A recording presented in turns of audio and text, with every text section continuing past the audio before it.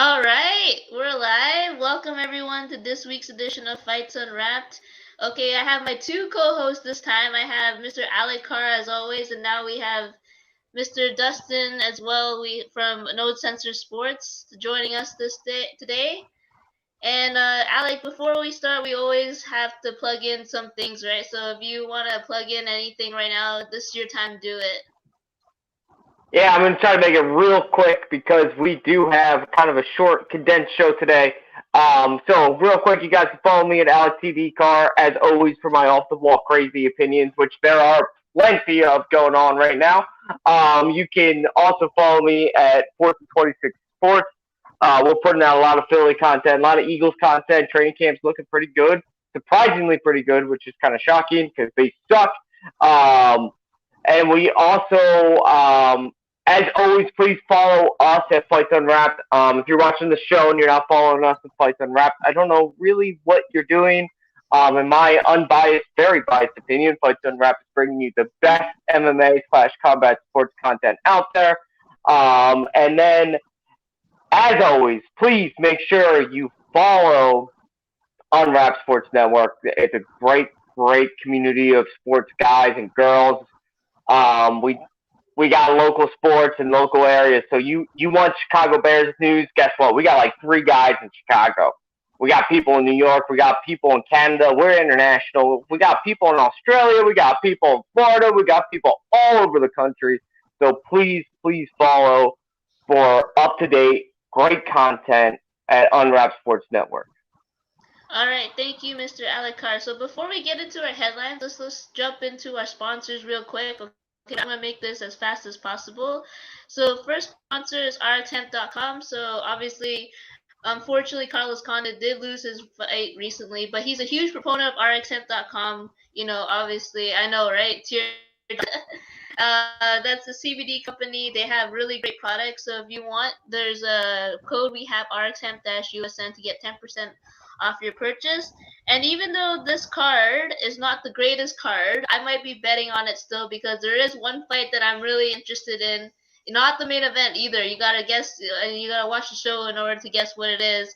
All right, so it's mybookie.ag. That's a great betting site, and we have a promo code USN100 to get 100% sign-up bonus if you register today. All right, let's get started with our headline. So the first one hits close to heart for me because I am a woman. And this is a headline that hits close to home for me. It's about Viviane Pereira. She recently got kicked out of her gym because she was pregnant with the coach's child. So, Alikar, I know you brought up this article recently, so why don't you give some context as to why you brought this up and like what it's about? So basically, she is very publicly. The other female MMA fighters have come out about how they've been treated too, but she's very publicly coming out and naming names. It's really the first time I can remember, and if I'm misremembering, I'm sorry. I really, really am because this is an issue that though me not being a woman does really hit close to home. I have women in my life that I would literally die for. So um, basically, she had an unexpected pregnancy. She was sleeping with her coach. They were dating. They had been dating for a long, long time. It sounds like, and then as soon as there was a baby, she not only did they break up because that would be bad enough. He kicked her out of the gym. She's been doing and trying to get him to take part, to pay, to take financial responsibility. She's got no support from the MMA community, no support from anybody really in general.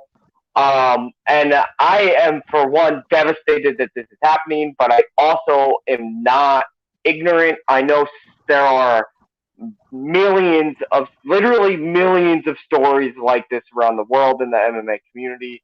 It is disgusting. I am proud of her for not being afraid to come out. It takes a lot of courage to stand up for something like this. I have seen this in my own life. Somebody going through not the exact same situation, but very similar, who they did stand up and got absolutely destroyed, but because of it, their life is better. So I'm really, really proud of her. And not only did she get kicked out, she has this. This is really kind of not that she had an amazing career going for her, but this really hurt her career. I mean, she may not ever be able to come back from this. So good on her. And you see these stupid, dumb comments of dumb assholes.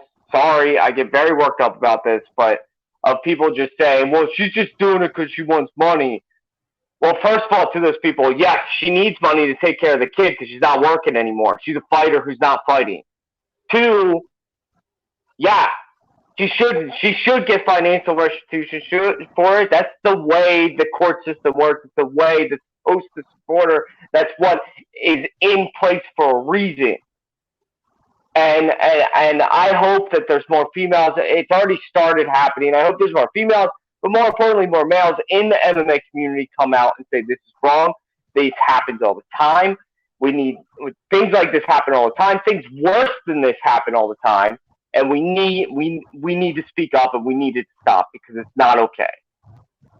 Yeah, good job, Alucard, for bringing this to our attention. Dustin, do you have any comments about this story? I know you're the one who said in the chats that this happens all the time in the MMA community and even far worse. So do you have any comments about the story? Well, the first one, another thing I said in the comments, again, for anybody that wants to be a professional in a professional sport, you and your trainer, or you and a coach, or somebody who's in control of your career, both you need to keep it professional. I'm just going to be completely honest. That is, pick another target when it comes to sleeping with somebody in the gym. Your coach is probably not the good one, and that's not excusing what he did. Because number two, I mean, again, if there's any foreign listeners, in the United States, she's absolutely protected by law. She can request a DNA test. If he does not take it, there will be a warrant for him. So therefore, they can lawfully do something to him if he does not take that DNA test in the United States. So therefore, she is protected. She definitely can go get the DNA test, and he will be financially responsible. I'll tell you that right now. If he is the father, he will get caught into that little bubble. He's not getting away, especially if she goes after him like that.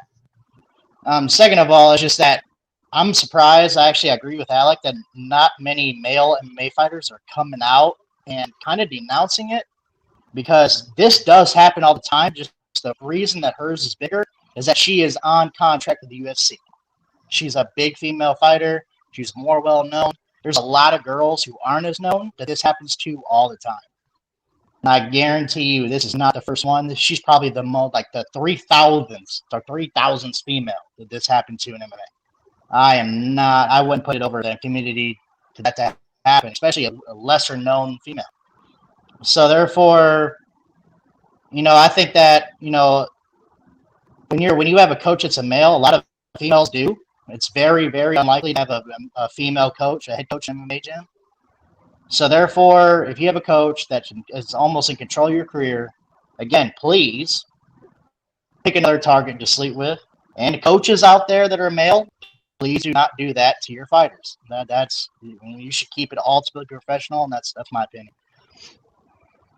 Yeah, I know. I agree with what everybody has said. Comments, keep it professional, but at the same time, obviously, it's devastating that she's gotten kicked out of the gym and he wants nothing to do with the baby. It's devastating, obviously, fighters. Our next segment is about fighter pay anyway, so we're just gonna talk about how fighters don't really get paid much in the UFC and all that. What are you gonna say, Alucard? I was also just going to say the other thing that's important to note about this, and I would feel terrible if I didn't mention this because I did actually forget about it for a second. They've been dating since she started. She started at that gym. She's been around him since she was 12, and he was a coach. I don't know. It doesn't say how old he was, but he could have been. I mean, he could have been 18. We don't know. But they've been dating since she was 15. I get worked up, and we don't shy away from hard-hitting topics like this on this podcast. Everybody knows that. Monique and I have done separate podcasts where we only talk about hard-hitting shit. This is, like Dustin and like everyone, I can't stress enough that this is something that really, really needs to be highlighted. A spotlight needs to be shown on it. And listen, Dana White, I don't want to throw out accusations out there without proof, but there's been some rumors swirling about Dana White and how he treats his women's fighters. Go do the research for yourself. It will shock you. It's kind of hard to believe, some of it, but not too hard to believe once you know who Dana White is. Yeah, so this is like a Rose Namajunas Pat Barry situation. Then, if they've been dating for that long, now this gets more interesting. Obviously, that's why we say we don't shy away from topics like this.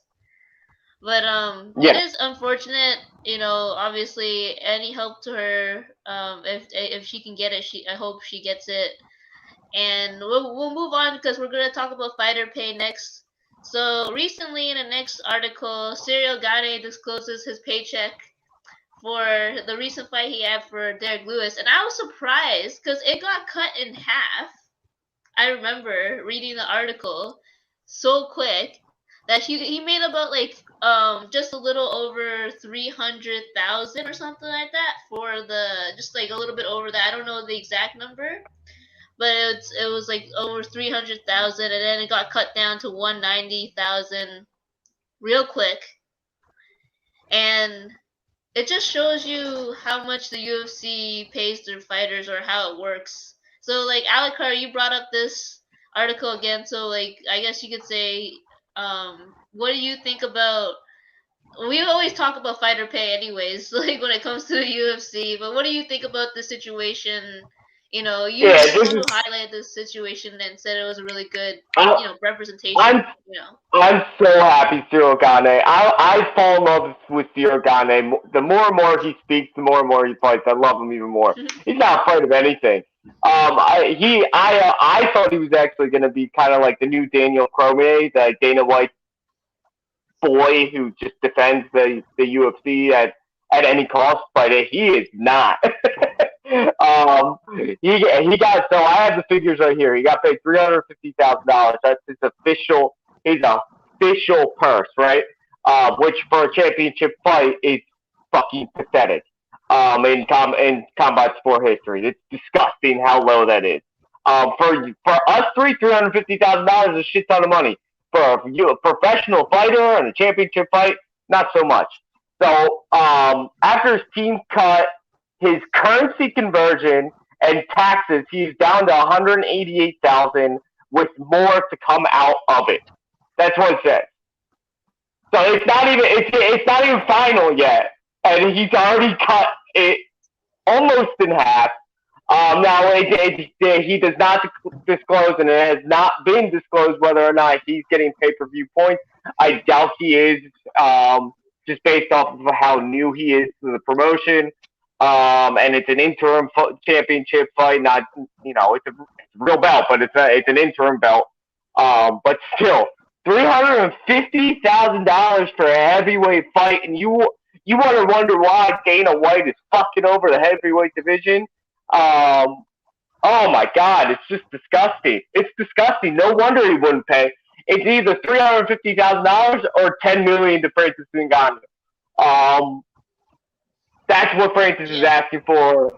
And just to comment on that real quick, because there was an update just a little bit right before the show, Francis Ngannou disclosed that a whole bunch of something but nothing, that the UFC offered him a contract. He denied it, and then the UFC did not counter offer another contract. They just stopped negotiation. So, you want to talk about screwing over an amazing division? That's what's happening right now. This is proof. Good on Ciryl Gane for doing this. I was really pissed off. All of us were pissed off about this interim fight. Not the fight itself, just the fact that it was for an interim title. Good on Ciryl Gane for kind of throwing Dana under the bus without even mentioning his name. So. Yeah, there you go. That's another fighter that's not afraid to step up and disclose some information. So, Dustin, I know we talk a lot about fighter pay in our fight chats. Do you have any comments on Ciryl Gane's paycheck and basically fighter pay in general in the UFC? Gane reminds me of the Fedor negotiations. Because this is why I shit on some of the UFC's ideals. Because soon as a fighter from another promotion or a fighter from anywhere around the world denies the UFC's terms, Dana White always tries to flip it like they weren't good anyway. They couldn't fight here anyway. And I was like, dude, Fedor at that time definitely could have competed and probably wiped out that division easily. Easily. Most likely. And so therefore, I'm telling you right now that Dana White always tries to fucking manipulate the situation, and it's fucking stupid. And he knows he's wrong. In Fedor's camp, when Dana tried to talk, they were like, dude, they practically told him like, hey man, fuck you. They're like, you're an arrogant prick, and we don't even want to talk to you. That's exactly they pretty much told him in their language. So therefore, when it comes to Gane, first of all, if you're a foreign fighter and you're a long-term UFC guy, you might as well become an American citizen. Because if you fight in New York, not only are you going to pay New York taxes, you're going to pay United States Fed, you're going to pay the international tax. So if you get a $500,000 payday, you're cutting that shit down to like at least 200 to 250. So now picture Khabib when he fought in Russia. He was in Russia. He had to come over here. He was making $1 million paychecks. Do you understand how much they were taking from him? Just picture it. How much money was being snatched from Khabib? Yeah. Like I can't even fathom it. I can only imagine. So therefore, I'm telling you right now, UFC fighter pay is fucking trash. Even Kamaru Usman, which should be the golden boy UFC. I actually literally searched up one of his salaries for his recent title fights. He brought home $300,000. That is pathetic. What? Pathetic. Man? It's pathetic. And that fucking you made a lot of money. That pay-per-view made a lot of money. And I was like, you guys are fucking. And then at ESPN, he actually got a debate with a guy who's not even an MMA guy. He was like, well, I didn't ask them to take less money in the pandemic because I'll never, decrease their salary. Well, the guy was like, well, the fact that their salary wasn't a problem in a pandemic, we had no gate, they probably are getting underpaid anyway. And I was like, oh my God, what a resolution. And I was like, because it's true. Because you underpay the fuck out of your fighters. Unless it's Conor McGregor that talks shit on everybody's mom. I mean, is that what they got to do? They got to they go to someone's grandma and just push them down or something? I don't know. I guess that's what you got to do to make money. What's funny about that is if Conor McGregor was a boxer, he's still underpaid comparatively. Like as far as UFC goes, he's the highest paid one ever, obviously. But comparatively to boxing, he's still underpaid. He'd be making every fight. If he was a boxer, every fight he'd be pulling home over $100 million. Every single one. Canelo was fighting garbage cans, and he brought home $35 million. I want you to realize that $35 million fucking dollars. Crazy. Don't play shit, by the way. That's crazy, guys. But we're always gonna be talking about fighter pay, so this will not be the last time we're gonna bring up this headline. That's for sure. It's always gonna be discussed, and just kudos to Ciryl Gane for disclosing that information because everybody needs to know. I think it's really important information. All right, let's move on to our last headline, which is a little bit more on the brighter side. It talks about a multi-fight deal that Kevin Holland just signed recently. I feel like I'm excited to see him compete again. I want to see him utilize the tools and skills that he's learned from his supposed wrestling sabbatical, and training at DC's gym. And I want to see him, kind of display that, in his game because he was on a roll. If anyone does not know who Kevin Holland is, he was on a 4-fight win streak or something like that. 505. Okay, so there you go, 5-fight win streak, and then he just started to lose to some of the top ranked people because obviously he was a filler for some of them that couldn't make it. So I'm excited to see him fight. Alucard, I'll start with you. How do you feel about Kevin Holland signing a multi-fight deal. Yeah, I'm more in line with you. I know Dustin might disagree with this. I'm super excited to see how his wrestling training went. I will tell you what, we'll learn real quick how it went. If he comes out in the first fight, I mean, he booked a fight for October 2nd against Kyle Daukaus, which is a pretty good fight for him. I love Daukaus. He's a Philly guy, so I'm always going to support him. So but I'm always going to support Daukaus. But that's a good fight for Kevin. He should win this fight, especially if he's done some wrestling training and really has worked with DC like he claims he has. I know I do follow him. He has been posting stuff with him wrestling. He has been showing that he's doing the work. So I'm interested to see it. Listen, you can't learn wrestling that fast. It takes years and years and years of practice. But if he actually gets some basic takedown defense, basically does a lot of the stuff other strikers have had to do to learn how to lengthen their career in the UFC, including the infamous Conor McGregor, who had to learn how to do takedown defense. Because he doesn't necessarily need to learn wrestling; he needs to learn how to defend wrestling. And then he can learn wrestling next. But first, he has to learn how to defend it. So if he comes out against Daukaus, he looks good. He looks like he can defend the takedown. Because as of right now, from what we've seen, he cannot defend takedown. Period. Just does not defend them at all. Part of that is because he's Brazilian Jiu-Jitsu black belt, so he does very well on his back. But he really, really does need to work on his wrestling. I'm excited to see him. I'm excited for that fight because those are two guys who always put on a show. Daukaus and Holland put on a show no matter what. So it's a great fight, great time to come back for him. I'm pumped. I'm not expecting a lot from him. I'm really not. I think the part where me and Dustin probably agree is that he's going to struggle still, and if he continues to struggle in the UFC, he's already got a one-way ticket out. That's right. All right. So, Dustin, I know you're probably not as excited as we are to see Kevin Holland back on the center stage. So, what do you think about his multi-fight deal, and what do you think about him in general as a fighter? Well, first of all, Kevin Holland trains about 35 minutes away from my house, so I wouldn't say I'm cool. against it. That's cool. Yeah. I could walk into Kevin Holland's gym next week, and I'd probably meet him. So therefore, what I'm saying is with the wrestling thing, about to defend wrestling. I don't care who you train with for 4 months. When you get in front of an elite wrestler, you can do sprawls all day long. They don't care. I mean, you can train all you want. You barely can train for a high-level wrestler.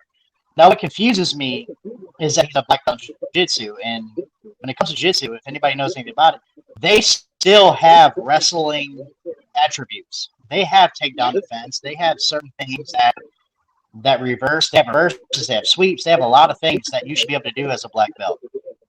And it's weird when I see him get taken down, and he's very long. He has long limbs. He barely even does anything. I don't get it. I just seriously don't get it. It's either he doesn't have an interest in it or he just doesn't care. But when you fight the top tier guys, well, first of all, Izzy doesn't have wrestling. I'll put it that way. He doesn't have wrestling. The champ probably doesn't. But he's so good at striking. He's way more high-level striking. So, therefore, it's really hard to get in because he's going to punch you in your nose. So, therefore, it's hard to get on him. Holland is not hard to get into. He's not a high-level striker like that. So, therefore, they're going to press you against the cage. They're going to wrap your legs up. He's got to be interested in defending, and he's got to be interested in learning that craft. Because jiu-jitsu, as long as it's great, a lot of these wrestling guys also know jiu-jitsu. So if they're a purple belt in jiu-jitsu and they're a NCAA Division I national champion, you barely have a chance. I promise. Even in jiu-jitsu tournaments, if you actually go to them, if they know that you're an NCAA competitor, you are not allowed to compete against people who are basically new. Even though you're new to the sport of jiu-jitsu, they will not allow you to compete against people that are beginners because you're not a beginner. So therefore, it's really weird. I don't understand it. And if he doesn't learn, if he doesn't take it serious, he's gonna get beat the hell up. It's gonna happen because everybody's gonna be like, why stand with this guy? I'm gonna hug his leg and take him down. He's a black belt, but he don't want to do anything. So fuck it. I'm just gonna punch him in his face while he's on the ground. That's exactly what's happening to him too. So either way. Mm-hmm. We shall see. I mean, like, we're gonna. I guess, is it October? His fight, Alec. Again. Yeah, I think I just closed out of it. Unfortunately, I think it's October 2nd.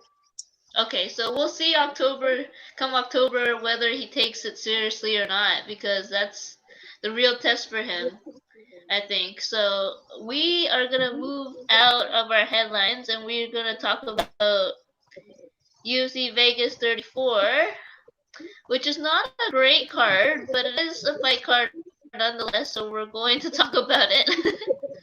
Okay, let's just bring it up right here. Okay.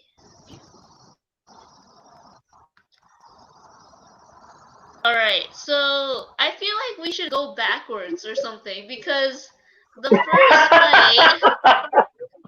first fight in this card is my lock bet fight of the night, everybody. This fight, Alexander Pantoja versus Brandon Royval in the flyweight division, has serious implications for who might be next to face the champ, which is Brandon Moreno. So, okay, I feel like I'm always going to pick with my heart in this one. Everybody knows who watches the stream. I'm a huge Brandon Royval fan. You know, the man follows me on Instagram. I am 100% hooked on him. I'm always gonna cheer for him. Pantoja is really great himself, but I think Royval, you know, once you get on the ground with him, it's game over. So that's why I think that he's going to win. Alec Carr, I'll start with you. Who do you think is gonna win this fight? And again, this is the most anticipated fight of this night. You got your lock bets. I got my bold picks, I guess. And I guess this would be my bold pick. I think Brandon Royval gets a submission in the first round. Yeah. To be honest with you, I don't think it takes long. Pantoja is a really, really good fighter. Yeah. Really good. That victory against Manuel Kopp is no joke. Even though Kopp has been struggling in the UFC, meaning he's lost 2 fights, one very controversial that he lost, which I still think he won. But anyway, we won't go there. It's another story for another day. Brandon Royval has been taking time off, and he has been training striking. He is already probably in that division the best on the ground. Probably. Yeah. If not the top 3, would you say? Oh, so I think he looks to take this down early. I think he uses his length against Pantoja, probably throws some feints, and then gets him down to the ground. Makes it look like he's going to strike with them, and then takes him down right away, and we're going to see a quick submission victory for Brandon Royval. He's looking to bounce back. He's looking for that title. He lost, his last fight against Brandon Moreno, which me and Monique were devastated about, even though we both love Brandon Moreno. Yeah, we both love him. We love the Brandons. Brandon Royval, if he comes out being just a little bit better at striking than he normally is, this guy's a dangerous threat in this division because of his length. He is so long, which is what makes him so good on the ground. Now, if he throws some striking in there, it's a big deal. It's a really big deal. Look out, because he's just turned 29. Yeah, turned 29. He's coming into the peak of his career in MMA sports. Look out for Brandon Royval. I would throw your money on him. Just throw your money on him because this is going to be over quick. For sure. What do you think, Dustin? Do you have any comments on this fight? Not too in depth, but I'm going with Brandon. Yeah. I'm definitely going. I think that kid's going to come. Yeah, man, his jiu-jitsu is just unstoppable, so I just think that, no offense to Pantoja, who's a really good fighter, it's just that I don't think it's enough to beat Royval. Alright, we're going to move on, even though I really don't want to, just because I love that fight so much, but we're going to move on to the next fight, which is a lightweight fight between Vince Pichel versus Austin Hubert. And Thud. I don't His know. nickname. His nickname's Thud, by the way, Hubert. Oh, really? Didn't know Sorry, that. continue.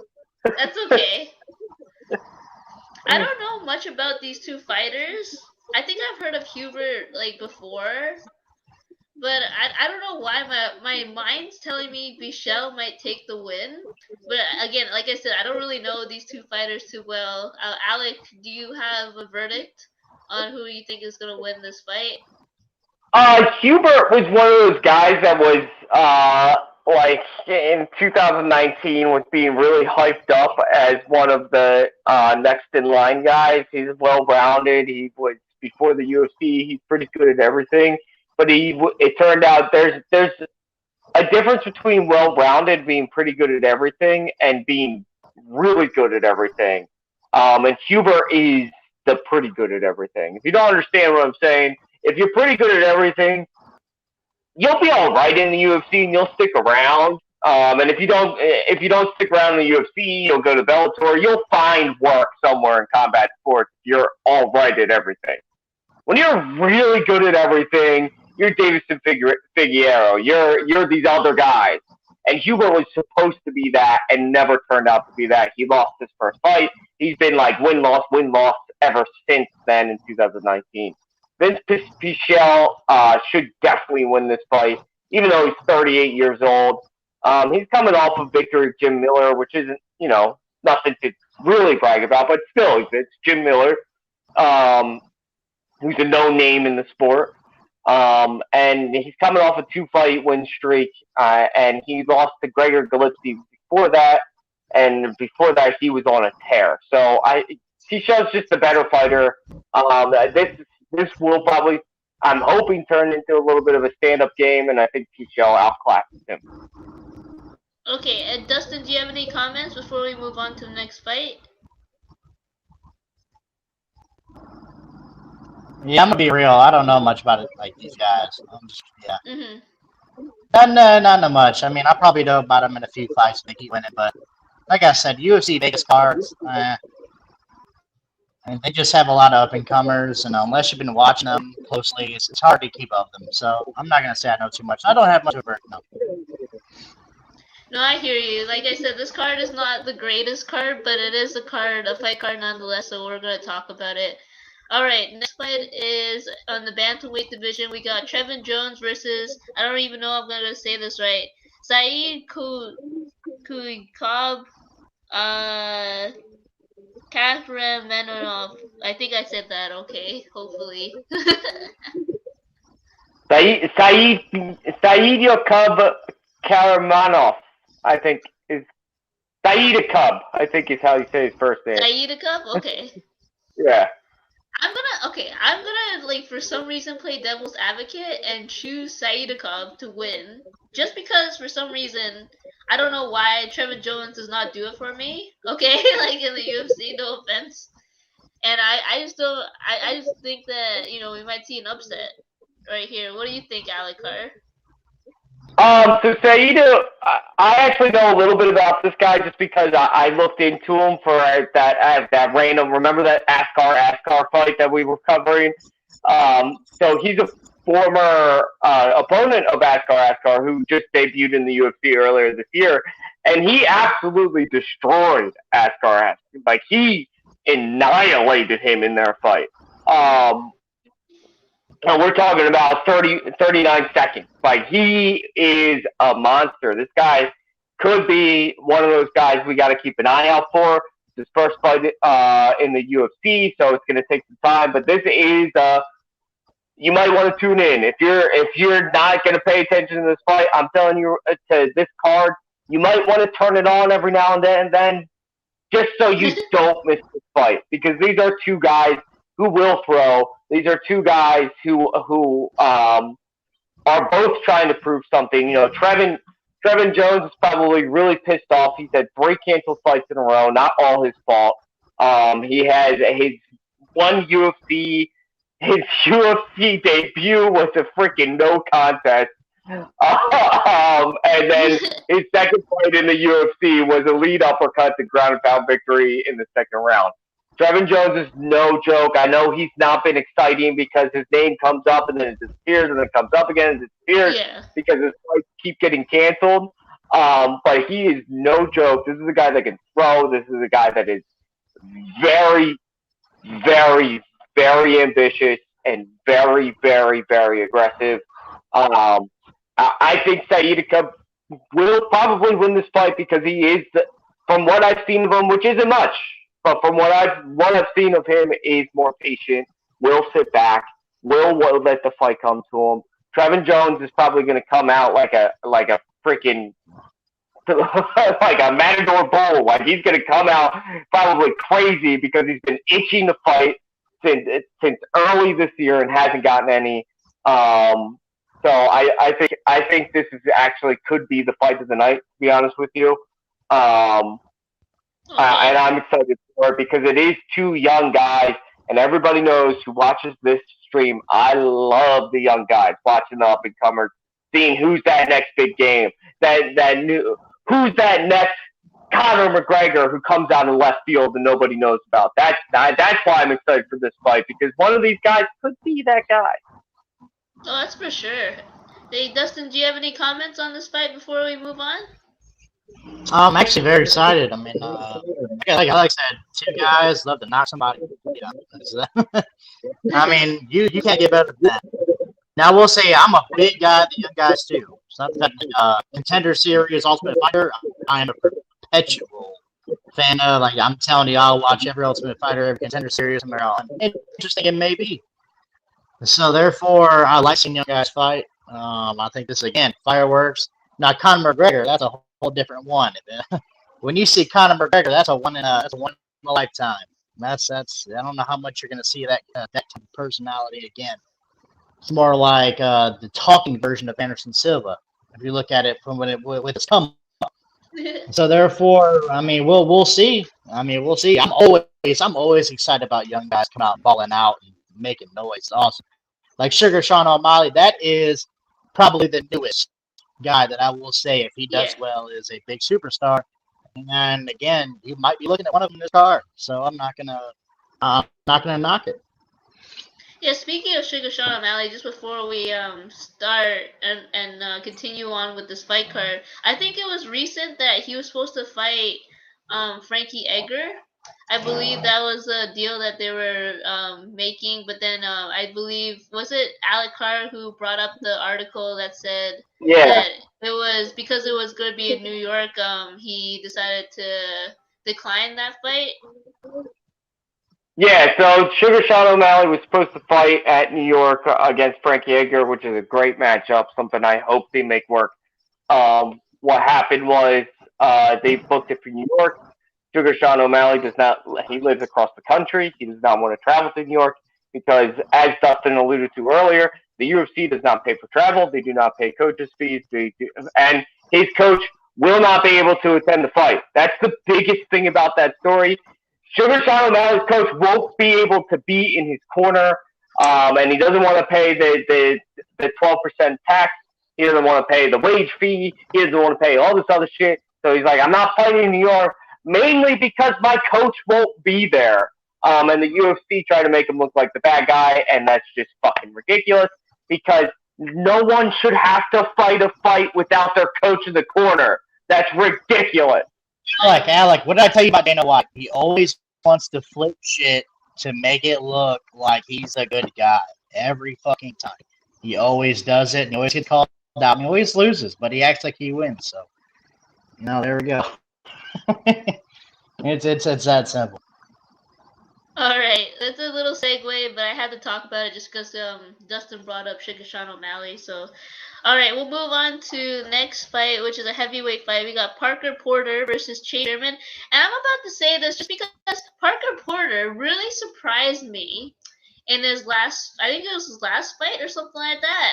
I was like really because we didn't know who the hell this man was, and he just destroyed his opponent, and I was just like, oh my goodness, who is this guy? And I'm not really a fan of Chase Sherman.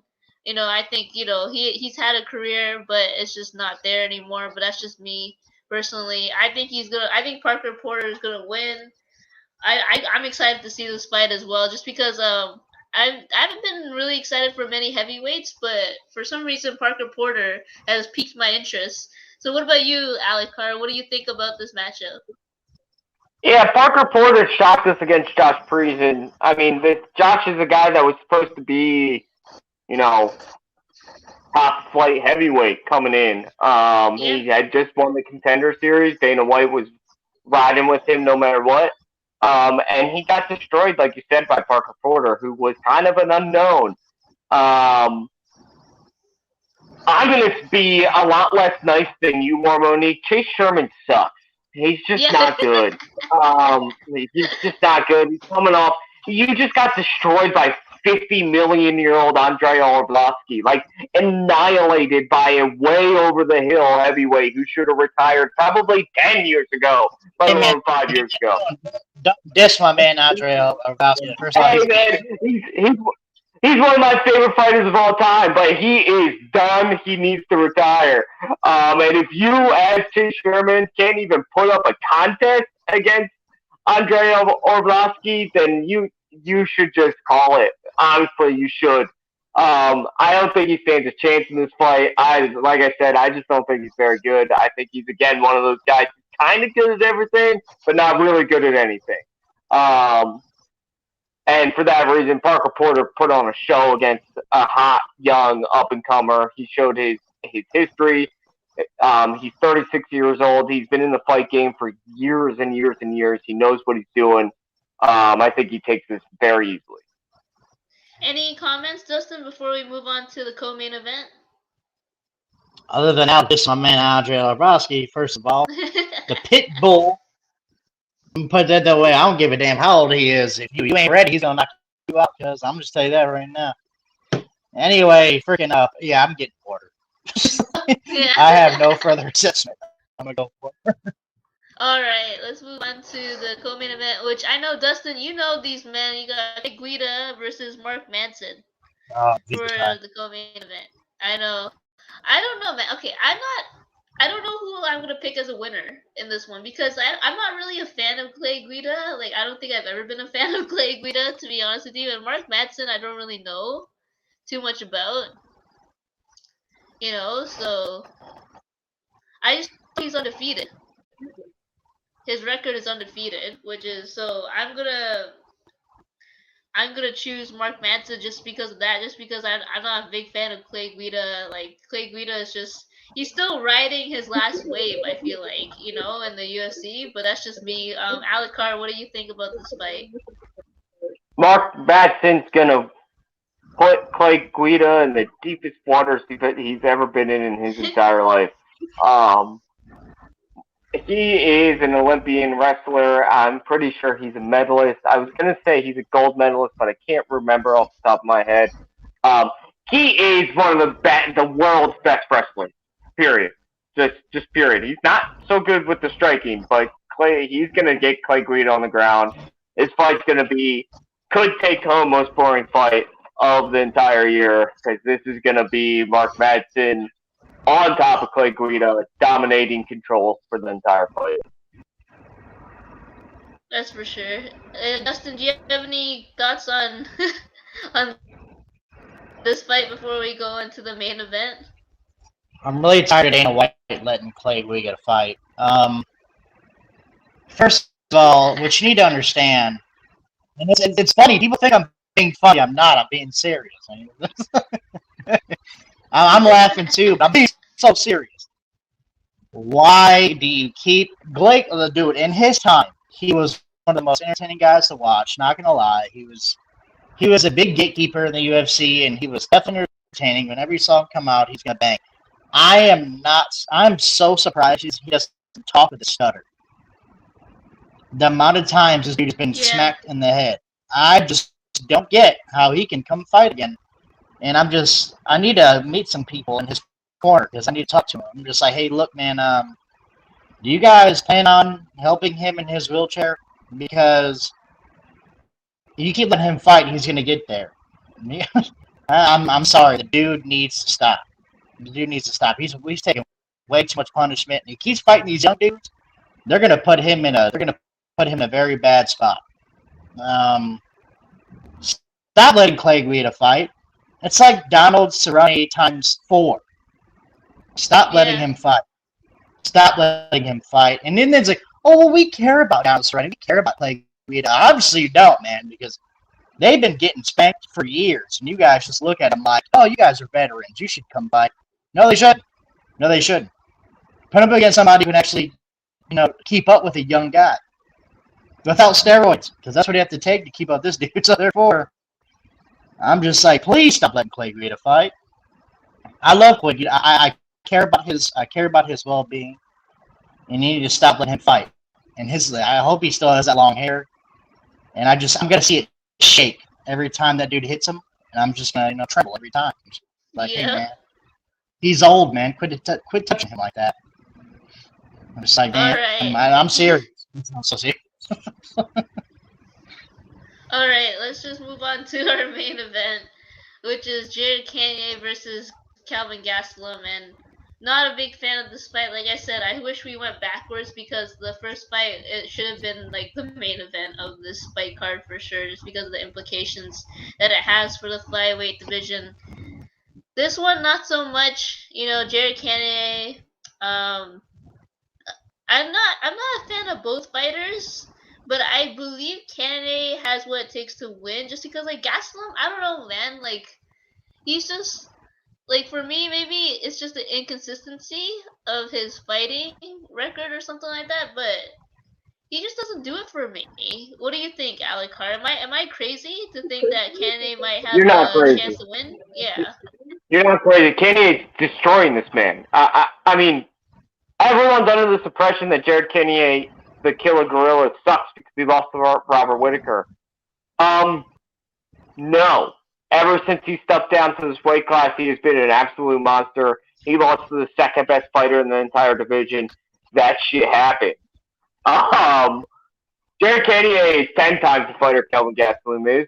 Even if Kelvin Gastelum would stop going out all night and doing coke and partying and getting in fist fights and took the game seriously, Jared Cannonier would still be better than Kelvin Gastelum. Kelvin Gastelum was he got high, he got real high, he was super excited. Everybody was excited to watch him. But in reality, he fought Izzy, he lost. He fought Darren Till, he lost. He fought Jack Hermanson, he lost. He beat Ian Heinz, yay! And then lost to Robert Whittaker too. So it's just it's stupid. I hate this fight. Stop putting Kelvin Gastelum against ranked fighters. It's pointless. Jared Cannonier should have denied this fight. If this fight could be over as soon as Jared Cannonier wants.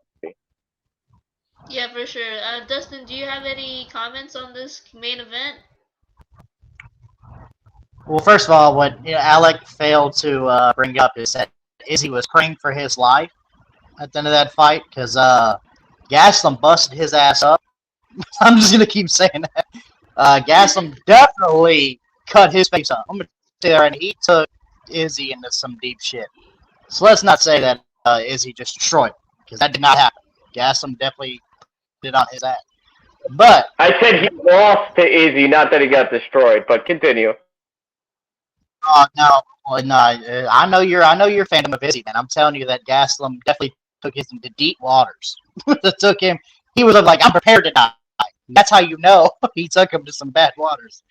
Gastelum is going to float around that division, and he's probably going to beat mid-tier guys. I don't know if he's going to beat the guy he's facing, but he's definitely going to put up a fight. Hot take, I'm going to take Gastelum in this fight, actually. I don't care anybody say Gastelum. I'm actually a fan. I'm a fan. That dude's tough. He's well-rounded. I think he gets a lot of hate because he didn't live up to what he should have lived up to, because he couldn't beat the top 5. And that's, not a lot of people can. But people need to realize the UFC top 5 is disgusting. Those guys are pretty nasty. So therefore,